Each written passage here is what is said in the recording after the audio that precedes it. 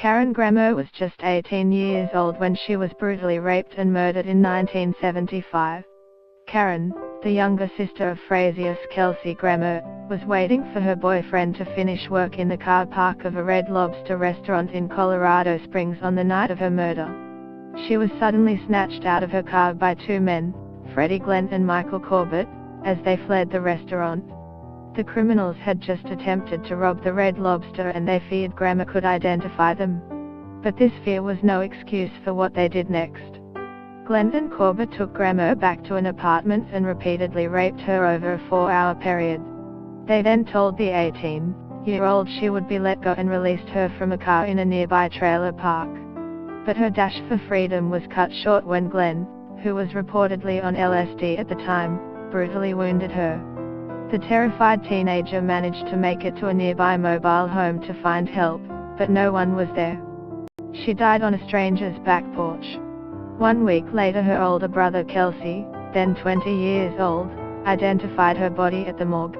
Karen's killer had previously murdered motel cook Daniel Van Lowy, 28, after he robbed him of 50 cents on June 19, 1975.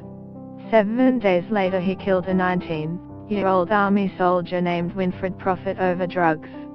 He was just 18 years old when he murdered Karen. Listen, how they caught Daniel Morecambe's killer.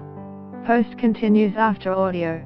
Glenn was eventually convicted of Karen's murder and sentenced to death. The Supreme Court later overturned that sentence, instead allowing him to seek parole after 30 years. Kelsey, however, has made it his life mission to never see the man who murdered his little sister set free. Speaking to BBC Radio 4's Desert Island Discs this week, Kelsey says he has forgiven his sister's killer, but he never wants him to be released from jail. I have learned to forgive. I have even told the guy I forgive him, although I don't advocate his freedom. I don't think that is reasonable, the now 62-year-old said. In a letter to the parole board, I said the punishment shouldn't be worse for the family than it is for the guy that killed the person, and that's what this feels like sometimes. Kelsey said at the time the murder almost pushed him over the edge and he lost his belief in God for quite a few years.